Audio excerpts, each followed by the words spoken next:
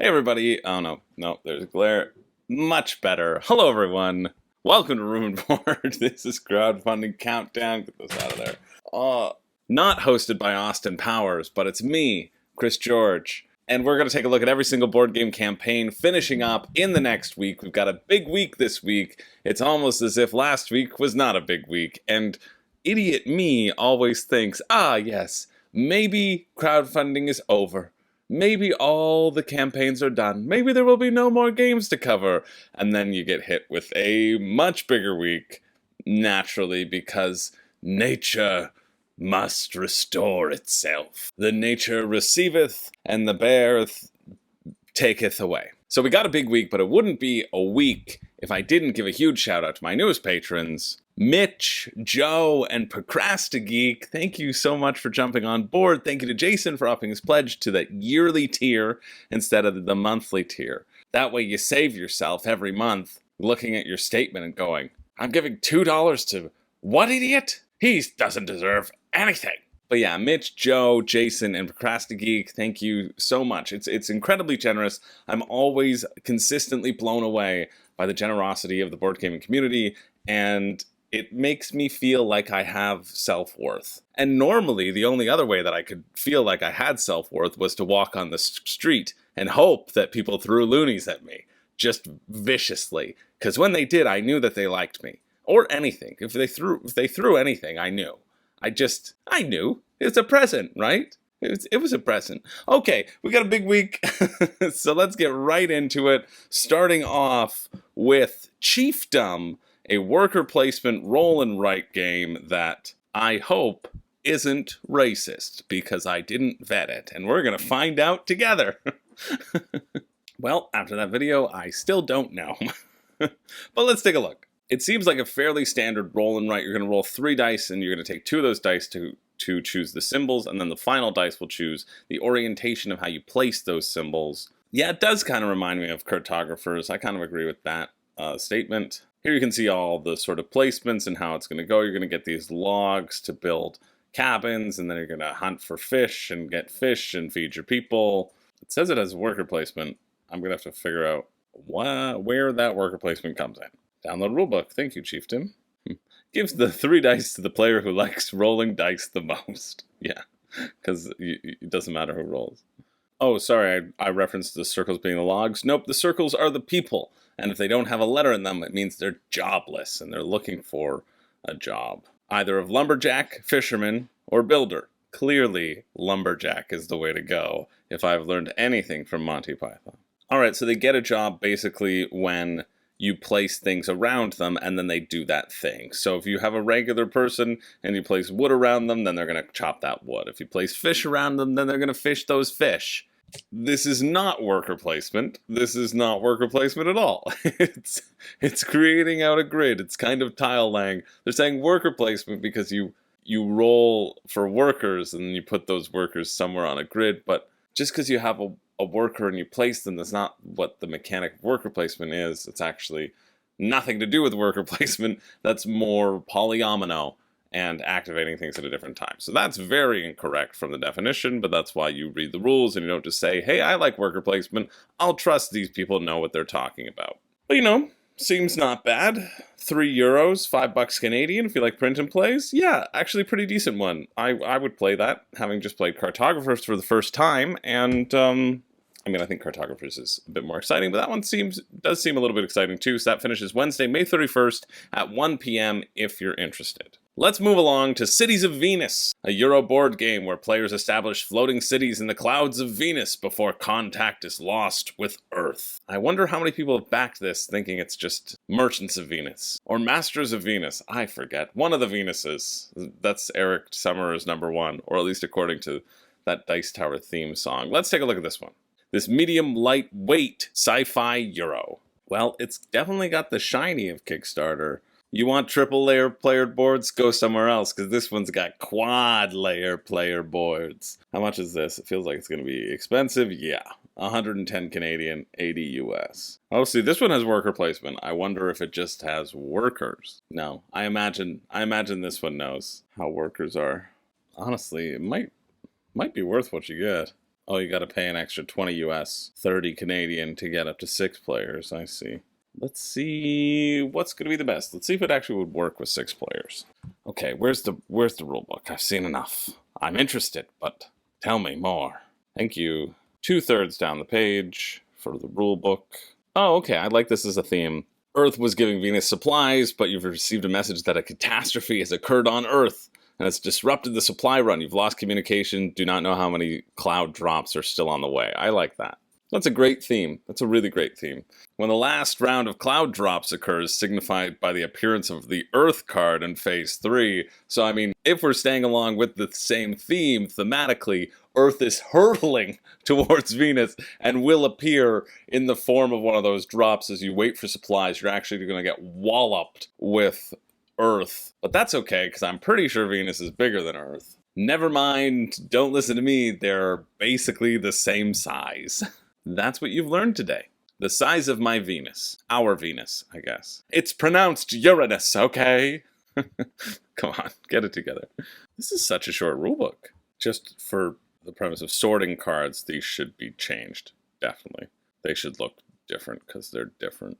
I really think it's a gruesome theme. Yeah, the lower shields phase, where you reduce your shield by 1 V0. Those are Venus astronauts. And what happened to them? Oh, they go and live in the supply. It's completely fine. No. The shields burst, and somebody was sucked out of the airlock. So this is neat. Your goal is to get the most V0s, basically. You want the most people working for you on Venus so that you can take over the planet, presumably now that Earth's gone. I'm assuming.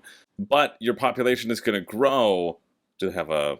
Yeah, they've got a graphic for it. Let's use that. You take the place that you have the lowest amount of V0s in your food or your oxygen area, and that's how you grow your population. In this instance, you get an additional 3, and then you can put those out into wherever you want. And so you're kind of managing how you grow your population and deal with the random events that come up, because the events could come up and you have to deal with them and you lose V0s in certain areas.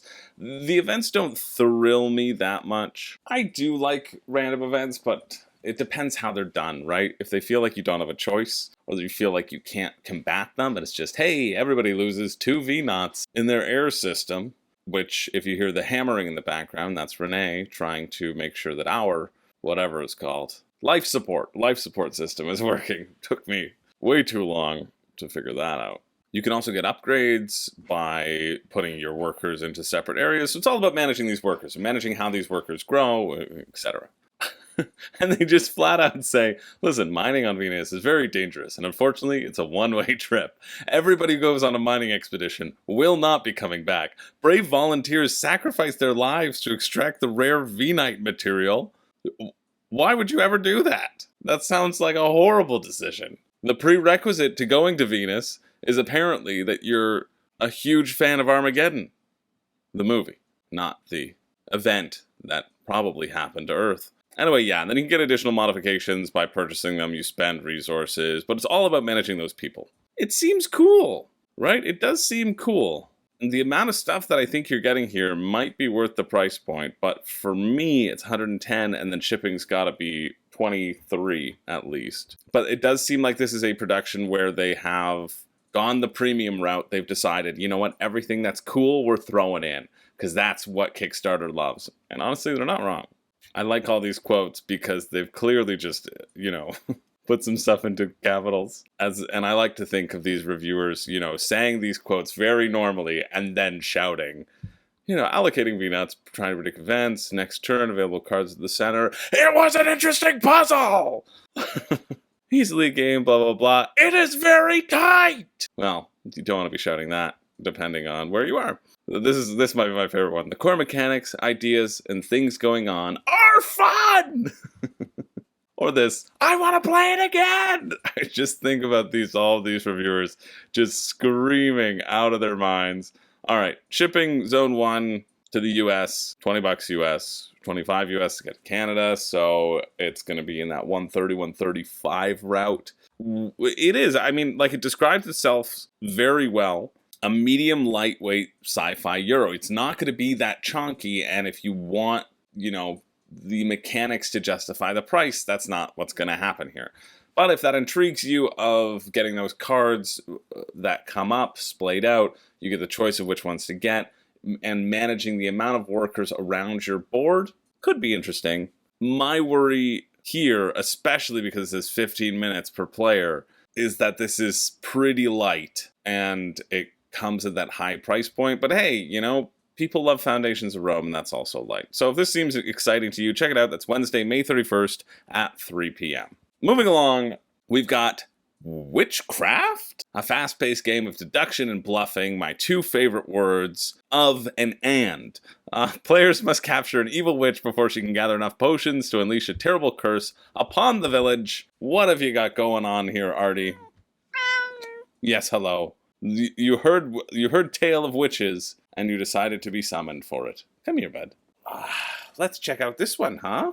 Thing is, you're going to jump off my lap while I look through the rules, aren't you? The people aren't going to get their Artie time. Oh! Is there a full rulebook here? It's just this breakdown. No full rulebook, but this seems fairly easy to understand. See, this seems odd to me. I really don't know how this is going to go, because it says each villager tries to gather 5 items related to their craft in order to prove their innocence. And the witch must collect 5 potion cards to cast her curse before she's caught. But if she figures out the identities of the villagers, then you can have 1 less potion. So I guess because the villagers are collecting like horns or bread or whatever, because there's a bunch of different types of items, and the witch wants potions, it just feels like there wouldn't be that much deduction here because there's only 1 witch. I mean, there's also a black cat who's blending in, pretending to be a villager, trying to help the witch, which I think is important. I just feel like it would be pretty easy to break this game. Because you're like, hey, I'm collecting bread. And somebody else is like, yeah, I'm collecting bread. And then you go, okay, one of them's the witch. Nobody say anything else to anybody else around the table, right? There's 7 linen craft cards. So you have the farmer, the baker, the hunter, the weaver, the blacksmith. They all want that stuff. And then there's some action cards. I don't know. I'm skeptical. I'm skeptical, but intrigued enough. It's $25 US, but if you're in the US, you get free shipping with that. Otherwise, it's $10 shipping, or it's a $5 print and play. That's the one that I think you should go with and try it out. But yeah, it seems like it could be okay. I just feel like there's a lot of small card social deduction, bluffing style games, and I don't know if this is one that I would then reach for a ton. But if you're interested, it finishes Thursday, June 1st at 12:59 a.m., aka Wednesday night. Let's move along, keep going to this one, Personal Preference, the updated edition. An update on the wildly popular, I don't know if we're throwing around those words correctly, 1980s How Well Do You Really Know Each Other party game by original creator Don Carlston. Don Carlston is like, hey, board games are exciting now? Let's do an updated version. Come on. Anybody interested in nostalgia? Anybody? Because I got a whole heaping loaf for you. You rank the cards, and then other people have to guess your ranking. That's basically the same game as another game that like Hachette board games put out recently. I played it last Origins, or I saw the demo or whatever. Oh, really? I think that's the word. But here's the guarantee. This part is done aloud and always leads to hilarious debate. Other players or teams use number tiles to guess, and then you move forward for each correct guess. No shipping information, and no rulebook. I mean, you don't really need a rulebook, so you explain it pretty well, but no shipping information for this 42 US game. Oh, no, it is. It's on here. It just took a little bit to load. My apologies. Canada, $18 shipping, so it'd be $60 US. Like, just write a bunch of this stuff on pieces of paper and you can play it yourself. Anyway, if that's exciting to you, that finishes June 1st at 7:01 a.m. Moving along to Havoc, the combat card game, a fast-paced cards and dice game of medieval combat. Let's check this one out. Okay, this is the only, or so it claims, the only card game to really realistically replicate medieval combat, as opposed to all those friggin' fake medieval combats out there. And don't even get me started on medieval times. Odd choice not to just embed the video and link to the Board Game Geek page. The game is 100% complete, so if you don't like anything about it, tough luck. You're getting it that way. It's done. No more feedback. The feedback stage is over. 864 poker-sized cards, though. Oh, that's the full set. which is 75 US. Yeah, no, you don't need that. They do have 15 bucks though. The Havoc Romans dual deck provides all the cards needed to play a one-on-one fight between a Roman soldier and an enemy. Oh, and you have 2 options for each. That's actually pretty good. 15 US for like a, yeah, quick card back and forth. Nice. But it's probably just a deck, right? Like you don't get, probably don't even get a box. Still a bit of a confusing campaign page. They really just want to say, look at all these different cards. What can I do with them? Doesn't matter. We got more. How to play is like 4/5 down the page. Like, I'm with you because of the price, but it's just barely. And that's just in a video. Yeah, unfortunately, there's no real rule book at all. Just this one video. Alright, this is a good graphic that I've stopped at. So, here's how you actually play the game, which it shouldn't have taken me this long to figure it out, I'll tell you. But you pick a character, you pick a weapon, you pick out their armor, and then you pick out sort of like their skills, right? So in these duels deck, you're going to get kind of 2 options of this, and that's why they're saying, get the whole thing. You get so many different cards, so many different options, so many ways to get different swords that deal +2 damage on a red dice instead of +1. You're going to roll 2 dice, that's your stat check. You check the red dice to see if you deal extra damage. You check the 2 dice to see if you hit your opponent. Your opponent can play cards in response. Bing, bang, boom. Keep going until somebody's dead. These down here, you also have the option to not defend, because you have a certain number of fatigue tokens that allow you to chain things together. You can not defend. You can wait. You can wait and catch your breath and let your armor, you know, take the brunt of the damage, whatever damage the other person's going to play. It seems all right. You know, for 15 bucks, 21 bucks Canadian, shipping on a single deck, though, is 9 bucks or 13 bucks to Canada. It's, so 24 bucks to get this to your door. Still falling actually pretty much in line with like the acceptable cost. You get 108 cards. That seems kind of fair. You're paying 25 cents a card, right? To get it to your door when a lot of other people will make you pay 50 cents a card. Maybe? I don't know. I've seen that before, so yeah, it feels reasonable if you like that sort of 2-player head-to-head combat card game. So different from another 2-player head-to-head card game that we shall not mention.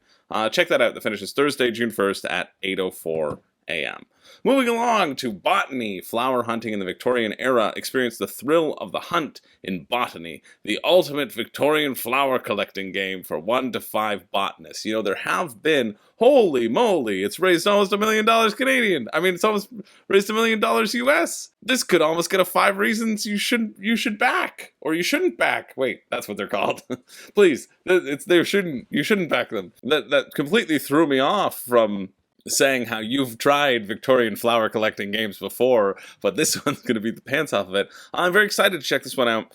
Somebody in the comments last week said that they were interested in it, so I see you, I appreciate it, and it makes me excited and gives me that boost of energy needed to get through this long week. So let's check this one out right now. Well, that's how you get the people going, I'll tell you.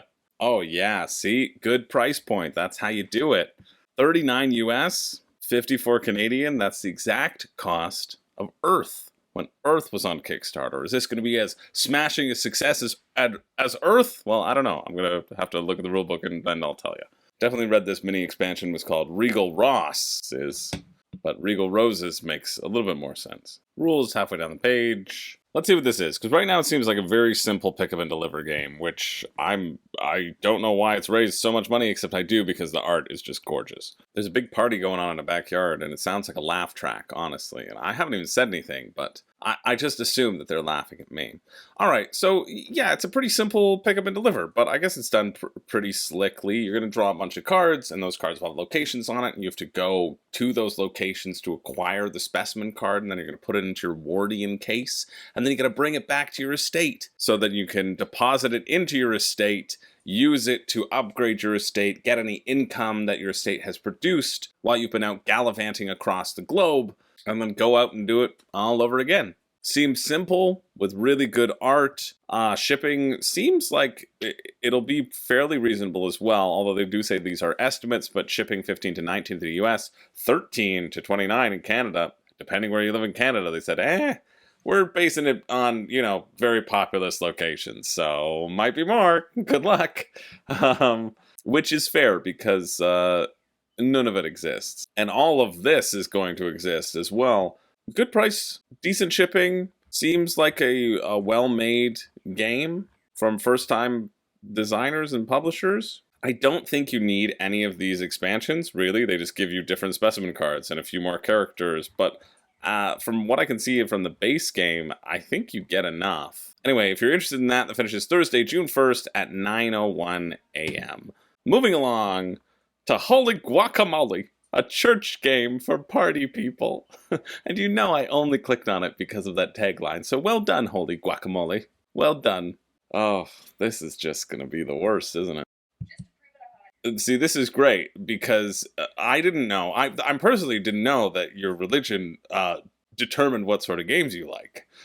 Don't tell the people who made this that Ninth Circle's coming. I mean, we don't want to let them know. I guess this wouldn't be a game for them.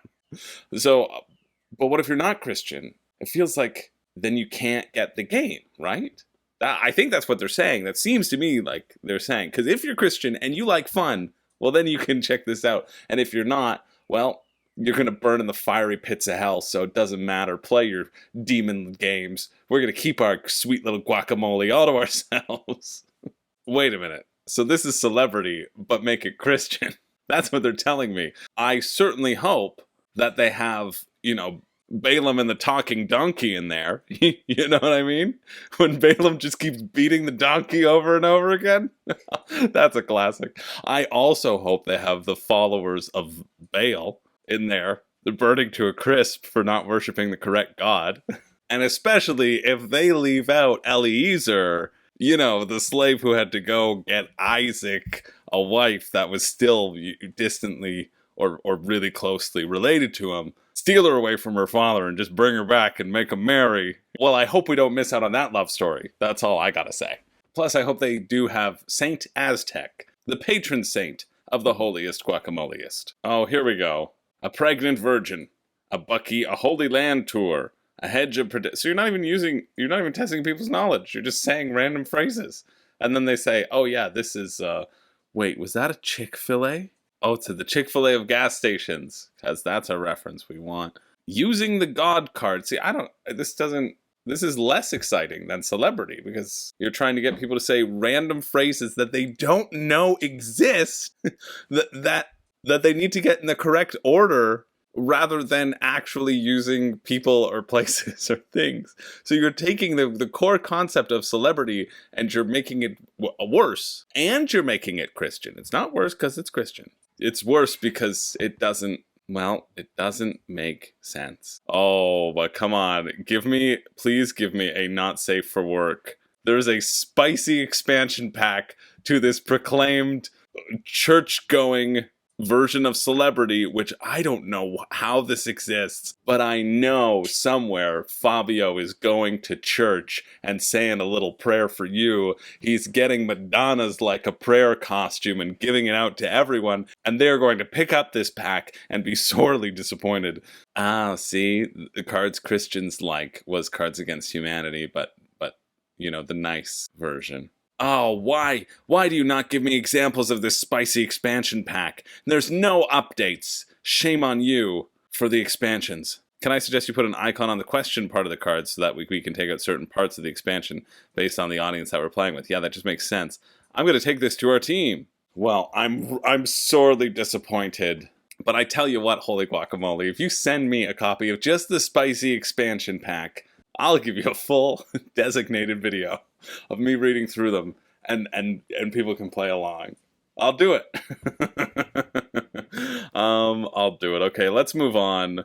I wish the Ninth Circle was next, but we'll have to get to that hedonism later. This finishes June 1st, 11:01 a.m. Moving on to Paper Trail, a reverse hidden movement board game. Students pass mischievous notes around the classroom. Don't get caught. 81 backers. Let's see. Hidden movement game. First created. Print and play for $8 US, though. That's okay. 52 for the first one. I can already tell you that that's probably too much for what this is. Rulebook, though, I take it back. Rulebook is so close up to the top of the page. I take it back. It's worth every penny.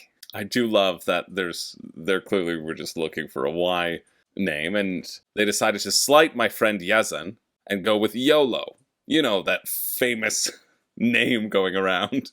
Why would you ever name your kid YOLO? You're either setting them up to just go completely nuts all throughout their life, or they'll curl up in a ball in the corner of the room, being constantly reminded by their own mortality. Hey, YOLO.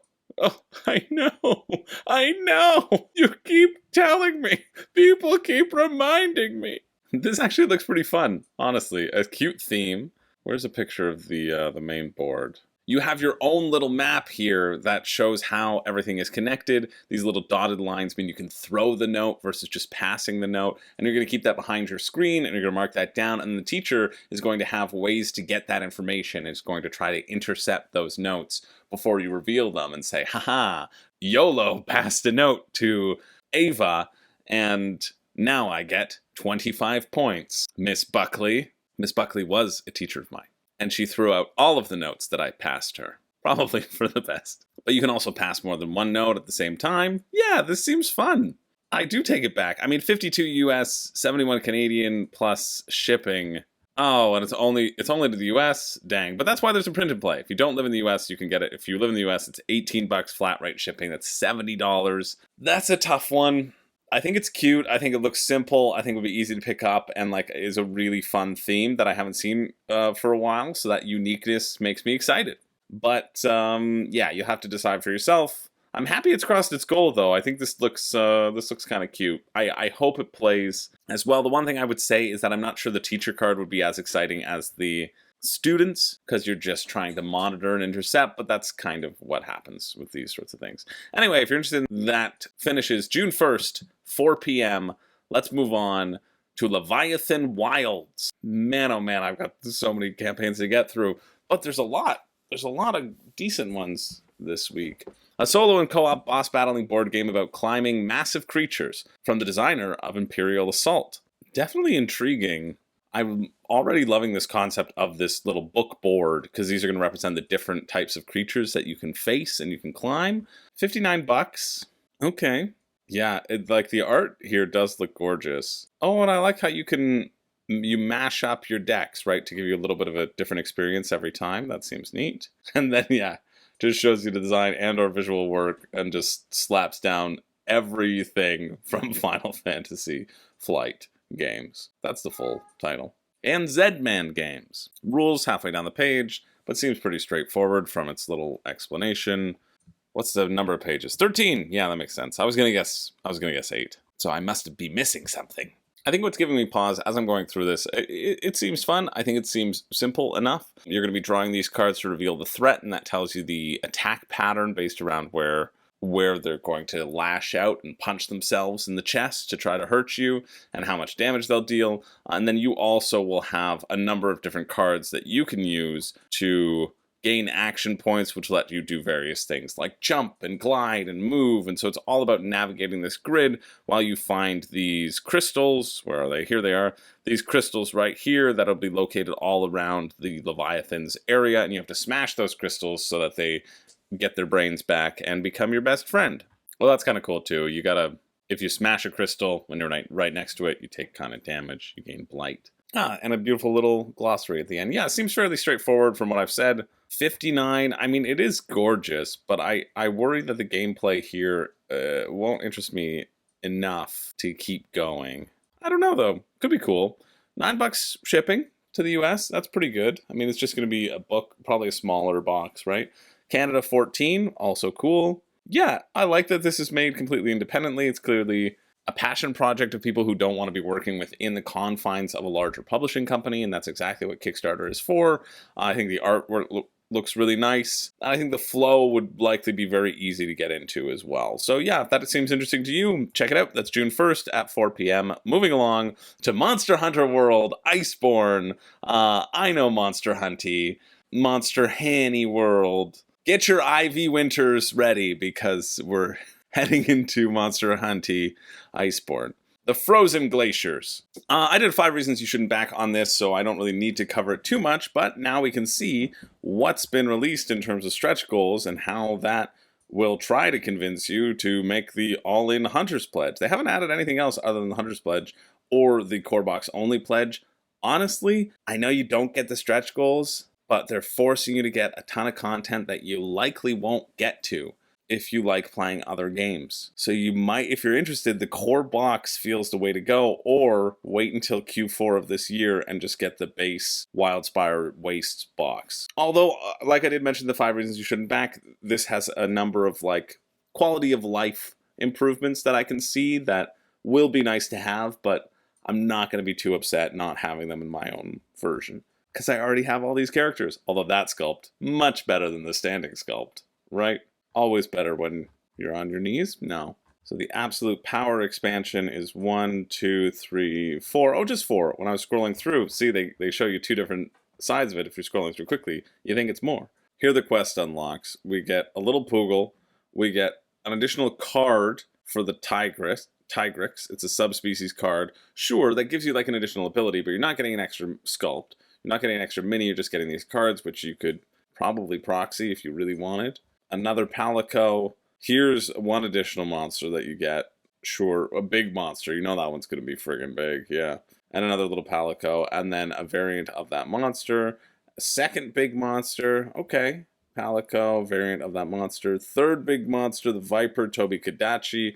Tobi-Kadachi was in the base game as well. What will you track down next? Probably a variant for that one. And probably a 4th monster. So you are getting a 4th monster. So probably something like 12 monsters. Yeah, I mean, I get the reasoning behind that. But the thing is, you're going to be facing the same monster over and over again. You don't really need that variety of monster, I don't think, because the whole crafting system is, hey, you got to fight these monsters multiple times so that you can get the armor and then scale up, right? So if you're constantly jumping around from monster to monster, you might get a little bit more of that variability in their attacks and how they attack. I get that. Maybe the other monsters will grow stale after the 3rd or 4th time that you fought them. To be fair, when I did my Monster Hunter coverage, I played different ones, right? Because I wanted to see the differences and I wanted to see how the differences worked, and I quite enjoyed that. I haven't yet returned to like keep fighting the same one over and over again and see if that wears me down. But you're looking at £65 or $110 Canadian, or £128 or $216 Canadian. It's a double your pledge to potentially get triple the content, right? Which is how it's for sure being sold. And I see the benefit. I do see the benefit to that. I just think that having so many and having all of this content, I just don't think you're going to get to it. I just don't think you're going to play it. I mean, you can spend 20 game sessions, 20 hours, 20 hour and a halves in that core box. Like, that feels like a really nice amount of time spending it with one game. I don't personally want to spend more than that. But I will say that I did enjoy Monster Hunter, so I'm sure I'll enjoy diving into this one if Steamforge decides to send me a copy to cover. And then you can see all of these friggin' add-ons, right? They haven't... that's why I bet the add-on pledge is coming. You can get even more monsters here. Palomu, Glavenus, Silver Rathalos, Seething Basil Goose. Ah, that's Seething Basil Goose. And then there's another Hunter's Arsenal, which gives you new hunters. A longsword, a gun lancer, a charge blade, the insect glaive. That one was cool. The light bow gun. Then there's the Hunter's Arsenal 2, in case you wanted different ones. The hammer, the hunting horn, the switch axe, the lance. It's the heavy bow gun. It's really easy to be like, hey, I want to get everything on this. You can just get the Kuluyaku, the Kukukucha, that I've played and was funny, and picked up rocks and threw them at you, right? And they're selling you some of the other Kickstarter exclusive stuff, so if you wanted to upgrade, you can get that as well in this one. But I just don't think rulebook 3/4 down the page, like, get it together. I just don't think you're going to get to it. Even with those extra hunters, it's fun to have the extra hunties, but you're also going to level yourself up, right? Like, that's, again, part of the fun is leveling up that one character. I think you get so much stuff in just a core box, and I think anyone who gets more than that, you're not going to get to it for a very long time. Definitely think it's fun, but definitely think you just need it at the base level, personally. But if you're interested in that, well, you've already gotten it. That finishes Thursday, June 1st at 4 p.m. Moving along to Rustbots, the robot building card game. Rustbots is a turn-based strategy card game for 2 to 6 players. Compete against your friends to become the ultimate engineer. I am the ultimate repairman engineer. Oh, I have to pause this gruesome, weird, uninformative video to say that I didn't even tell you how Monster Hunter played, but I have a full review on it, so I'm not going to devote that to this crowdfunding countdown because it's a long one. Basically, boss battler, miniature ballet, if that piques your interest, dodging, one hit you're dead, that style of game. So go check out the full review if you want more information on that. That was a completely pointless video, so hopefully they have a rulebook. I hate to tell you, this is not easy to read because you won't let me blow it up. Alright, very simple card game. You draw a mission card that tells you... Gosh, let's zoom out. Draw a mission card that tells you the type of robot you need to build, and then you just draw cards and you say, hey, did I build a piece of that robot? Woo! Or, uh-oh, you draw a card. Did I draw an action card? Oh, no. Something weird's gonna happen. That's pretty much it. The draw here is the drawing of the robots that you're gonna get to be putting different robot pieces together. That's the thing that I think people will enjoy and will be fun, so that seems exciting to you. I love this. Will be handled through our printer, shuffled ink from Florida. They've given us the following information. They gave actual examples. That's great. I mentioned that in a previous crowdfunding countdown. That's awesome that they give this information. I mean, it puts $26 plus $30, which is $56. No chance. 30 is, you know, pushing it. This art, see, I really like these sketches. I really do. I think the sketches are fun. And that's the sketch of what the mission card will be. That's kind of neat. Anyway, if that interests you, check it out. That finishes Thursday, June 1st at 4:47 p.m. Moving on to Raising Robots. Sorry, Rustbots. You should have gone with a different title. Raising Robots gear up for an expert-level engine-building game with simultaneous play and adorable robot companions. All right, you've got my attention. Looks pretty neat. Expert-level engine building. That's a pretty wild statement to make. You've heard of Beth Sobel. Well, now it's Brett Sobel is coming to town. Yeah, that's pretty much what I got from it as well. Wingspan meets Race for the Galaxy. Good descriptor. Seems exactly what it is. You're going to be choosing two actions that you get each turn. And then you add your energy, kind of the collective energy is going on up there, indicating what people might be able to do. Rulebook near the top of the page, that's how we do it. Well, that's how you do it, and that's how I give you a big old attaboy. I love that duct tape is the wild resource. That's funny. Oh, that's cool. So you're going to have a different number of cards in your deck. You're going to get to draw 2 of them, and you place them face up to your player board, and those will indicate the sort of efficacy of the action that you take. You're going to take an action, you're going to put it face down, I'll reveal it, very much like Race for the Galaxy or Roll for the Galaxy, and then you take any energy cubes that were put on these and you put them onto the main board. So this up here, so this one didn't get to put an energy cube up there, but if you correctly predict what your opponent is going to put up, you can potentially get yourself more energy, and then this one's saying anything in the design, all the cubes count as 2 energy, and then using that energy to go up and get additional stuff like additional points. So basically, if you were able to predict what your opponents are doing, you're going to be able to do more. And that's, in its heart, what Race for the Galaxy is, what this is. Seems kind of cool. In addition, you also get to take the action that people's energy cubes get placed on as well. So you may want to hold back the ones that you actually really want or might be beneficial to other people. And it kind of will inform itself in that way anyway, because the people are going to want to do it. And so you're going to hold that back and try to capitalize on them, making them do it, and then capitalizing on them choosing that action. That feels neat. In addition, you're going to be building out these robots onto different various parts of the board, and like Wingspan, they'll chain, and you'll be able to do additional things if you upgrade them and unlock their special abilities as well. Yeah, I'm into it. Definitely into it. $49 US, that's the retail edition. Is it going to retail? I don't know if it's going to retail or not. I mean, like a lot of these Kickstarters don't, right? $69 gets you the deluxe edition with the Pets expansion. You don't get the Pets expansion in that base one. That seems annoying. But you get all the wooden tokens in the deluxe. Yeah, that makes sense. It makes sense why people are going for the deluxe. 70 US, 94 Canadian, and then shipping. Oh, love this. Gain $10 off each additional copy. So that's good. You can bundle for shipping. Love that. What's the shipping? Any pledge plus extra copy. Cool. US, $13. That's not bad. Canada, $18. I mean, it's $87. It's $87. Well, just move your desk so you're not hunched over like a friggin' nerd. $88 US, like $100+ to get to Canada for the deluxe. Or the retail is 67, so something like 80. Depends how much you like Wingspan and Race for the Galaxy. If those are your two favorite games, you should get this. But yeah, I think it definitely looks cool. A lovely little surprise. That also finishes Thursday, June 1st at 10 p.m. if you're interested. Moving along to Dead Cells, the Rogue-Lite board game. Explore the ever-changing island of Dead Cells in this ruthless co-op Metroidvania dungeon crawler.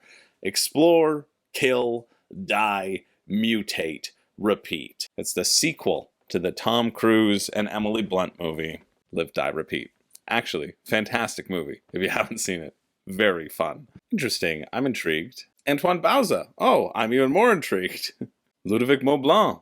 We got some heavyweight designers behind this. Interesting. My main concern right now is that I don't know if you'll get the satisfaction of winning, because apparently you have to keep on dying until you can defeat and unlock other areas, right? These tuck boxes should be in the base game. Aeon's End just did that with Past and Future, which Zach and I took a look at and unboxed and are excited to play. That video will be coming eventually. But they have, they don't have that in Aeon's End. They have that in Astronites. They have it in Astronites. Even still, for $20 more, getting dual layered tuck boxes and acrylic tokens, that feels reasonable. And you can get these really expensive, but they're fully hand-painted and assembled figures. So if you're a big fan, oh wow, those are big. So if you're a fan of the game, that's really cool. I bet that's all gone though. Oh no, maybe Pledge Manager thing. Rulebook 2/3 down the page, still pretty far though. Like, get it together. I scrolled through and it still have really just a rough outline of how to play. And if that's not a bad thing, I don't know what is. All right, so you're all working together, you're all traveling together. That's what that big mini is. Or if you're in the retail, the standee, you get to choose the direction that you go and you face this certain thing. You get treasure, you get to see a merchant, you get to see an encounter, you get to do a door, you flip it over, you see what happens. If you're fighting somebody, it takes place in this kind of lane battling system. There are 3 rounds, and you'll go first, and then the monster will react, and then you'll go second, and the monster will react. Then you'll go third, and the monster will react, and then the monster will run away if you didn't kill them and run away with all their loot. You don't want that, because you want loot. It's a dungeon crawler. It's the only reason to play is to get loot. And the cards that you're playing chooses, the order in which you attack. And you can say stuff like, hey, I'll do a skill in round 2, or in round 1 as they're giving this example, but you can't be specific about what you're doing. Because you can't talk to each other, you're beheaded. You don't have mouths. It makes sense. You then go and keep going and go on to the next, or you die and you get cells and then you get to upgrade yourself at the end of a run. Or you beat the boss and you get to upgrade yourselves at the end of the run and you keep on going. It seems fine. I think if you're a fan of the game, this is going to knock it out of the park for you. The upgrade from Beheaded to Collector's Pledge feels reasonable for what you're getting. Shipping, yikes, is expensive. Shipping to Canada is cheaper. Look at that, potentially. Shipping to the US, 19. Shipping to Canada, 16 to 26. Okay, that's not that bad. Shipping to Europe, 13, 15. Yeah, all right, because it's going to be a bigger box. Maybe. It's not actually going to be a bigger box because you just have that one big chunky thing, right? It's going to just be a normal size box, I feel. But yeah. I mean, I think it looks good for what it does. I think it's going to be a little less exciting than I would hope. Just from like a decision space factor, it's kind of just like go and enjoy the ride style of game. But if that seems exciting to you, check it out. The finish is Friday, June 2nd at 2:59 a.m. Moving along to Unhappy Campers. Camping has never been so miserable. Well, yes it has. Camping is always miserable. Camping has been miserable ever since that grisly affair, at which I'm legally not allowed to speak of. This is a pretty simple game. I already kind of took a look about it moving along. I don't know if it has a rule book, but yeah, you do. Haha. Good job, Garrett, you happy camper. No, bad job. Horrible bad job. Horrible bad, terrible job. I am an unhappy camper because you have a link to a rule book and it goes to a nothing.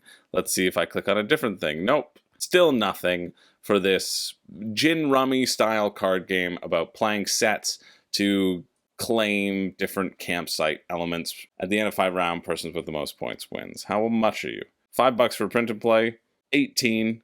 Good, it's not 20. Shipping's 9 for 1 or 2 games. That's cool. 12, but very disappointed that your rulebook link is broken. I mean, I'm sure it's just updating or something. If you like gin rummy and you want a camping version of gin rummy, if you are a camping enthusiast, that's the reason to check out this game. If you're not, I don't see one. But if you are, then do check it out. The finish is Friday, June 2nd at 9:31 a.m. Moving along, we still got a lot to go. Oh, geez. We still do. But some of them still look good, so that's why we're here. Wishland, Dreams for America. I'll try to speed it up. I know you don't have all day. Expand your own theme park with this tableau building, worker placement, and point salad Euro game for 1 to 5 players. I like all those words. Whoa, #1 theme park board game by Tom Vassell. Well, that's incorrect. I'm sorry to tell you, but the #1 theme park board game is unfair. It seems like he says one of and not #1. I mean, honestly, it might be worth it just to get these hot dog worker meeples. Let's be real here. Rulebooks. Oh, okay, it's right below me. Thank goodness. I was gonna lose it. Oh, I see. Top 10 theme park games. Well, where's unfair on the list, Tom? I know it's not on it because you don't like it, because it's too mean. Funfair got a shout out. I'll accept it. Funfair at 3. You're 2 off, but you're okay. All right, thank you, Z Garcia, because I didn't like the rulebook, and you explained it better. I mean, it's fine, but it's very simple. You've got these 2 boards. Here's the row of cards over here. They all do different things. You can add them to your park. They will generate you different stuff, often coins or visitors or points, right? Or happiness. This is a great game because you can really see who's the happiest person really is and who needs to rethink all of their life choices by the end of the game. It's got that sort of last will turn order deciding mechanic. I guess Viticulture has it as well. You get your choice of turn order, and if you go later, you get bonuses, and if you go earlier, you get less bonuses, which I really enjoy in games. I think it's a fun push and pull, and it gives those like, oh, I really want everything. Okay, I'm going to go last and hope you don't take the cards that I need, but then they take the cards that you need. I really like that a lot. You're going to go just over a course of rounds. You have 4 turns to place your workers out. There's also a little bit of an interesting worker placement thing here, where it's very similar to Keyflower, where you put 1 meeple down, and if there's 1 meeple down, you got to put 2 meeples down, and if you put 2 meeples down, you got to put 3 meeples down. But in this one, it's related to groups. So because an action is that you can recall your workers, you only have to count the number of different colored groups that are out there. And so if somebody put 1 meeple down and then 2 meeples down, and then they recalled their workers, the next person isn't going to have to put 3 meeples down. They're just going to have to put 2 meeples down, right? Meeple, meeple, meeple. There we go.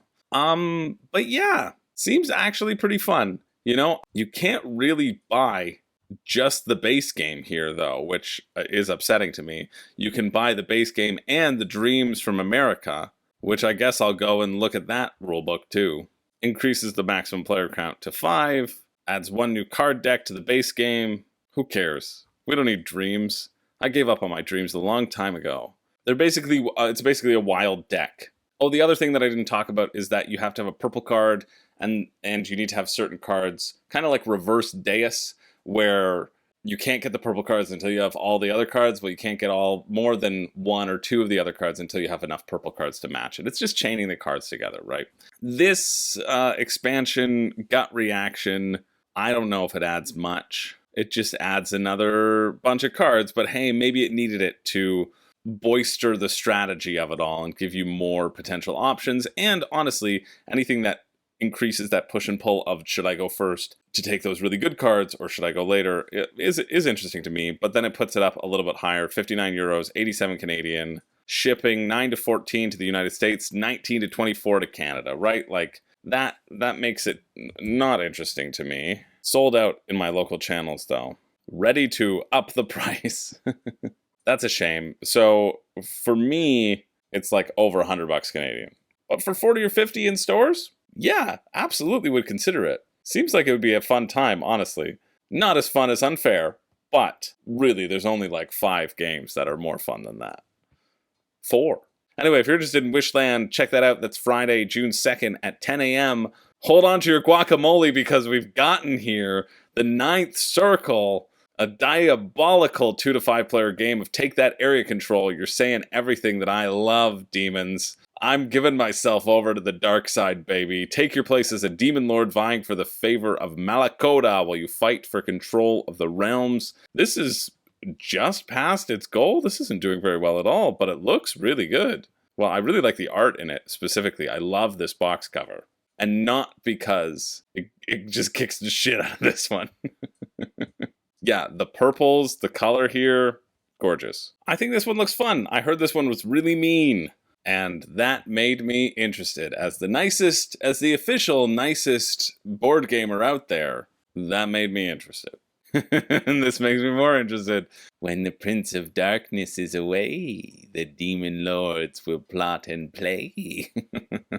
I was hoping to be able to get a copy to play before this campaign finished, but it just wasn't in the cards. Rulebook, yeah, see, this is how you structure a friggin' campaign page. This is how you friggin' do it. Give me the how to play, and then give me the dang rulebook. Take note, people. This is how you do it. With Malakoda and the demons in the hell. Hey, are you listening to that satanic music again? Well, yes, I am. Oh. You have 11 possible realms. You're going to put them out there randomly, 8 of them. And then each of these realms is going to have a special ability on it. You're going to send your minions to the board, control that, and then enact that special ability. Aha! So it's not just based... You get points if you go into the Ninth Circle.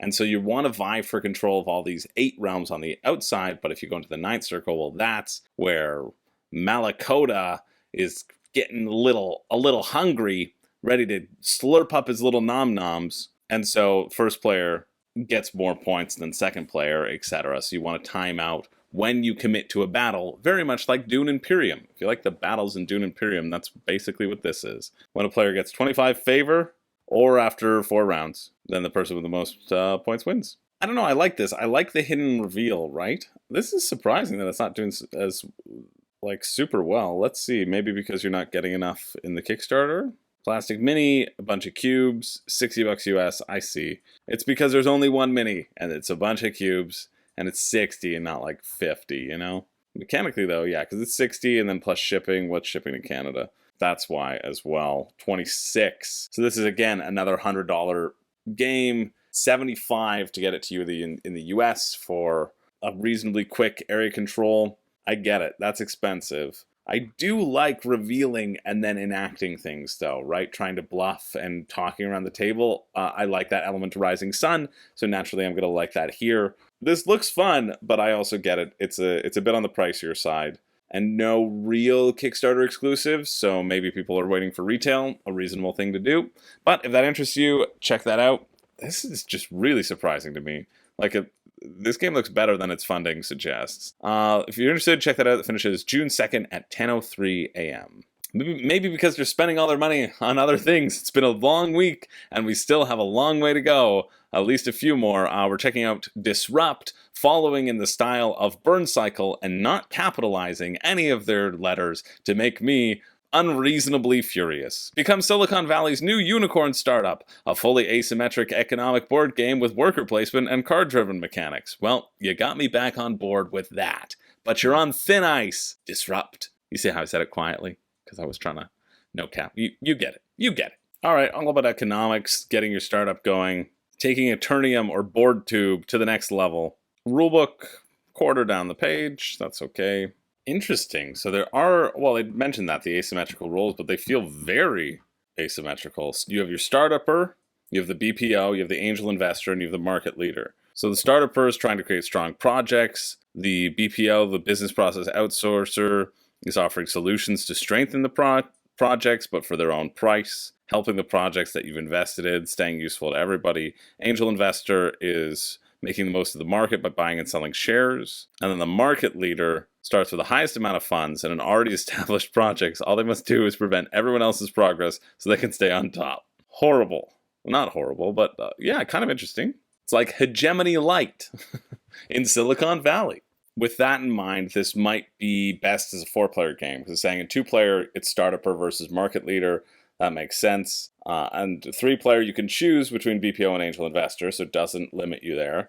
And then 4-player, everybody gets a roll. Side note, still reading through the rulebook, but love these meeples. Very fun. Oh, and this is just great.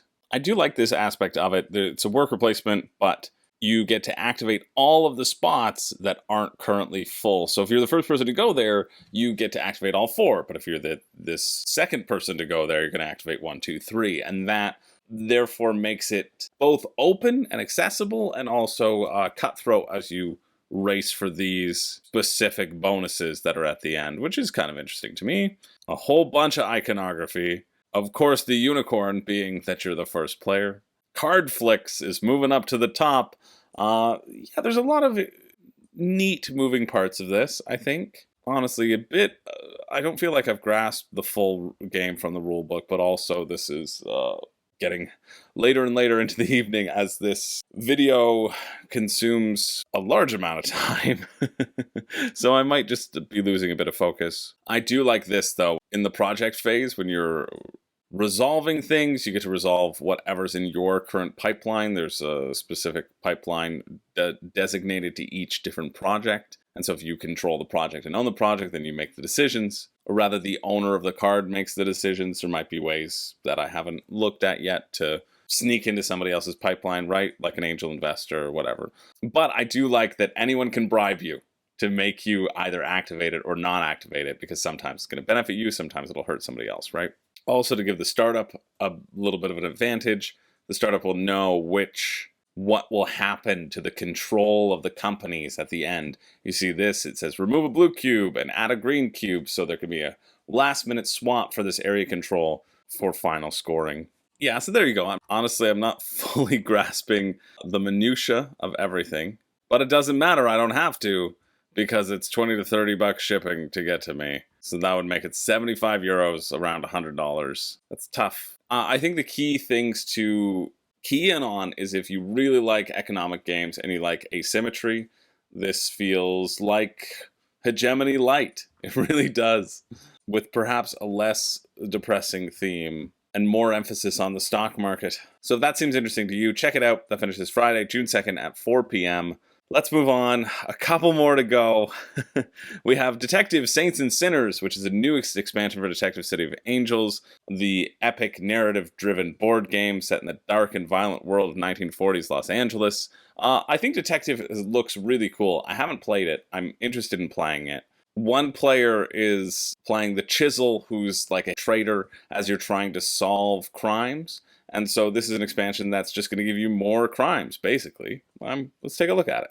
Oh, this is cool. See, I love when companies are just upfront about what they're doing moving forward. It says, why is Cloak and Dagger included in this expansion if it was previously released? It says, our original intent was to move forward to a single case pack model where we would release a single case every few months. Unfortunately, the model wasn't successful for a variety of reasons. And so we scrapped it and we're like, hey, but we'll include Cloak and Dagger in this because it makes more sense as a pack. You can still get the stuff, just the extra stuff, and don't have to rebuy the content you already have, which they're offering as an option, or as the Saint option, or you can get the Sinner in case you don't want that copy of Holy Guacamole and you need that Cloak and Dagger in your life. You can sin away.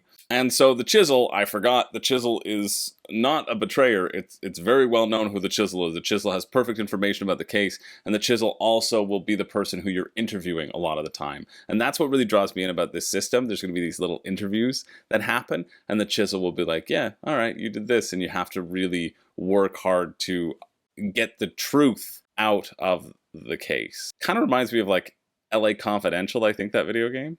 But I do love that the Chisel gets to choose if they tell the truth or if they lie, and they're kind of written out for the detectives to know. So this also makes it make sense that you're going to be getting a lot of these cases, or if you already have detective, you're going to want additional content, kind of like time stories. I like that the additional content, 3 extra cases for 35 bucks, that feels pretty reasonable. You can add on Detective City of Angels for 90, which I know is what has stopped me in the past. It feels pricey for that kind of one-off feeling. But I guess if you play it once as the detectives, then you can be the Chisels and introduce it to a new group. So there's that. You can get everything for $199. The lowest price in the last 30 days. $199. I don't know why GameFound's including this. It's just a marketing tactic. That's what it feels like. Or maybe because it can go up after the crowdfunding is done, and then it won't have that. But like, we're not on Amazon with a honey plug-in into your browser. Anyway, that's the thing that draws me in the most about this system. This also finishes only 4 days left as well.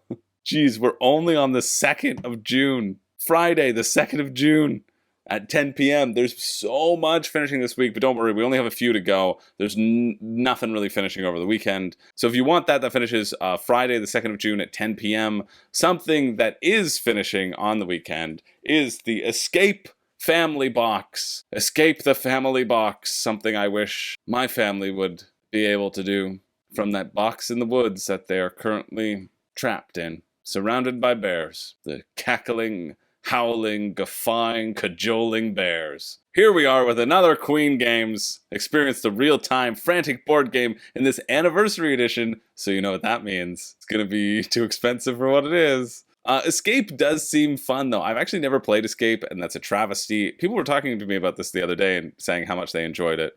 And so you can get this for 49 euros or $72 Canadian. And it gives you the base game and a bunch of different modules, so a bunch of different layouts. 59 euros for the Escape Family Box and Queenie Box. And then you can get Old London Bridge, just for some reason. And then you can get the Escape Big Box. You almost had me. You almost had me here. Nobody knows what the big box is, because you don't describe it on this campaign page. 14 euro shipping, 19 euro to Canada. But of course, let's just throw in a bunch of weird bundles and not describe them on our campaign page. Oh, Queen Games. I was like really on board. Honestly, 49? So 72, I mean, it's still $100 for this family box, when you could just get Escape the Curse of the Temple pre-order for $60 Canadian, right? That's why. But even still, this makes it feel like you're getting additional modules, which might actually be worth it if you play this a bunch. I've heard good things about Escape, and yet Queen Games managed to, like, I was this close, Queen Games. I was this close, and you bungled it again. But hey, you funded, so it exists. Check that out if you're interested. That finishes the 3rd at 9:55 a.m. Moving along, our penultimate thing that we're covering. We're picking up speed. We're almost done, I swear. Then you can forget about me until I come knocking on your door. I will. At some point in time, I'm gonna. I can't tell you how many doors I've knocked on that haven't been your door. And really, it is made for an uncomfortable situation for all of us. Because I just stare at them and I say, you know who I am. You know who I am. Yeah, you know. You know who I am. You know who I am. And yeah, they often, well, the good news is they now know who I am. So, not bad. Let's move on to Meridians. New classic board game, abstract strategy game for 2 players with the line of sight mechanics. Comes in wooden and portable version. So, nicely made and costs you $1 bajillion, or the one you should get. It's a new abstract strategy game for 2 players. The style of the game is similar to Go. Yep, that's why I clicked on it. But the goal is to eliminate the opponent, and the line of sight mechanics make the gameplay experience totally unique. 7x7x6 of a hexagon. So this is the whole concept. Line of sight, boom, boom, they're looking at each other. Uh-oh, there's a scary person, boom, boom, they're both dead. But they only get captured at the beginning of the opponent's next turn. So whatever you do, you can save one of them, and then they flip, right? Then they get captured. But if they're all clustered together, then they're safe. Remove, they don't flip, they just get removed from the board. If you remove all of your opponent's stones from the board, you win. Yeah, looks like it could be interesting. It could just be, hey, I'm just going to cluster up all of my stones forever and then just automatically win because, oh, no, I misread this. Because these 2 are touching, these groups are alive. But if these aren't in within line of sight, then both of these groups would be dead. See, that's the look how sad they are. Even though they're smiling in this one, they're dead stones. I think that's how it works, and that seems a bit more interesting. They do have a rule book, have no path. Yeah, you have to have a path. The group is said to have a path. That's what it is. Cool. All right, how expensive are you, and how sad am I going to be? The fabric board, no pieces in a box. You just get a fabric board for, okay, $9 Canadian. Portable edition, without pieces. You can play with your own pieces, they say. That's 16. Okay, but what if I wanted a game that had all of its pieces? What would that entail? I mean, I guess you could just take like quarters and pennies or something like that. $31 Canadian for a portable edition. 150 wooden discs. And then 65 for the wood base with the wooden discs. Portable edition, $31? Yeah. And then shipping for the portable edition is about $8 as well. So you're looking at like $40. Bit expensive, but I like the number of options. I actually think this abstract one looks fun. Cool. I would play that. I think I'd play it once, and then I'd move on to other games. But I would play it, and I'd probably like it, and then I'd move on to other games. That one finishes next Tuesday, June 6th. You see, we've jumped ahead to Tuesday. We're almost at the end. And speaking of moving on, next we have David Thompson Games, a collection of David Thompson's amazing solitaire games. This is also finishing next Tuesday, the 6th at 3 p.m. It's made its goal, and it's a bunch of solo war games. Two things that I have zero experience in, so we're not really going to cover this in that much detail. We're not. And it's not just because I'm tired and I would fall asleep. But if you like solo war games, well, Jesus, these are expensive. I was expecting these to be $20 each, but they're $60 each, or $160 for everything. And that's actually good. You know what? I wish I could tell you how to play them, but there's no rulebook for them at all. So it's not on me. Wait a minute. Let's rewind the tape. But don't worry, even though it's solo and they're war game, I'm going to read through all those rulebooks just for you. I'll get them from the campaign page. And oh, dang it. Oh, dang. I wish. No updates to show. Oh, I was so nervous too. FAQ, when will the game files be sent? Within 1 month of the end of the campaign. There you go. David Thompson, if you're a fan, you've backed. He's 142 fans, because otherwise, I don't know why you would with this outline of basically nothing. But hey, that looks interesting. That picture seems tactical and wargame-like. Maybe you'll have some chits in there. Maybe you won't. Who can tell? Counter sheets, wooden cubes, rulebook. There you go. If that interests you, or anybody knows if these are good at all, let me know. And that also finishes the 6th Tuesday at 3 p.m. And you know what? We're done. We have made it to the end of the week. That was a huge week. Thank you, everybody, for sticking with me. And it's not over. You know why? Because every week I do a pick for me and a pick for you. The pick for me is the one that I think looks mechanically the most interesting. Price be damned, to an extent. And the pick for you is the thing I think that if you get it, you are most likely to enjoy it. Or the thing that I think you should get. Or just the second pick for me that potentially has a little bit more wide appeal. I actually think that's the best definition that I've ever given for it. And I do have a pick for me and a pick for you. And I'm kind of torn right now, actually. I got to look through them and make my decision. That's a contender. That's for sure. Yeah, quite a few could make a good case for themselves. Oh, that's a contender too. All right, my first contender that isn't making it is Wishland, because I think since this is the 3rd edition, it's out, you could find it somewhere, or you could wait. Like, you probably don't need it on Kickstarter. That's my guess or bet. But this one was actually a contender, looked really good. I think the pick for me is going to be Ninth Circle. I think it is. And it's mainly because of that revealing and saying, ooh, these things happen, right? I think it's a bit expensive, but I think mechanically it does look like something that I would legitimately enjoy. Monster Hunter, again, gets a shout out, but it isn't a pick, because I think you can just get the retail of the first one and you'll be fine. Botany wasn't huge on mechanically, honestly. So the pick for me is officially Ninth Circle. And then the pick for you is Raising Robots. I think this one looks really good. I think it's quite surprising to me. I hadn't heard of it until this thing, and that's why I do these in-depth looks into pretty much everything, except, I guess, Disrupt. I mean, Disrupt, in the rulebook, you really need, like, clear what you do with all 4 characters to start everybody off. I think you need that a bit more. Anyway, we're not talking about Disrupt. We're talking about Raising Robots. I think this looks fun. It does look like Wingspan meets Race for the Galaxy. Rahdo's right. The art looks really charming. How you get to like level up your different abilities looks exciting. This is between this and Ninth Circle. I think I would be more excited for this if I was talking about between the two. But this was my for sure one as I was going through it. I think it looks quite nice. Yeah, it looks really slick. $49. I mean, it's a bit expensive, right? You're paying for the deluxe, you're paying for the wooden tokens. if you were to get it and you are excited about it, yeah, that's more a better way of doing it. Don't buy it just because I said so. There's too many good games. But if you are excited about it and you were looking for someone to talk you out of it, well, I would be hard pressed to be that person because I think it does look nice. Anyway, that's it. That is it for the week. I need to call it so I can edit this and put it out tomorrow morning where you all are watching it. Thank you so much for watching. Really, truly, thank you all. Thank you for hitting the subscribe and like buttons if you remembered. And if you didn't, well, now you took the call to action so beautifully by doing those little clicks down below that it touches my heart and soul. And I will tell that to the authorities as well. Those little things, they make a difference. They do.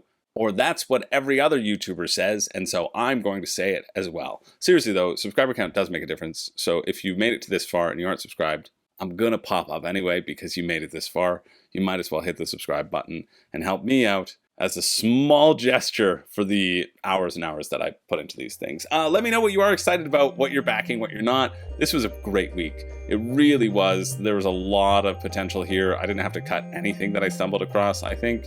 And so, yeah, this was a really fun one. I imagine some of you might be getting a game from this batch. And if you do, hey, I hope you love it. In the 3 years' time it'll take to get to your door. Enjoy that investment. Anyway, thanks again everybody for watching. Thanks especially to my patrons. My name's Chris George, and oh, shoot on a shooter. I don't have a catchphrase. I am nothing but a wee little man and a pregnant virgin. Am I pregnant? Am I great? Thanks everybody. See you in the next one. Is there a possibility that I'm pregnant? Am I pregnant? Am I pregnant? Do you guys know that song? You should.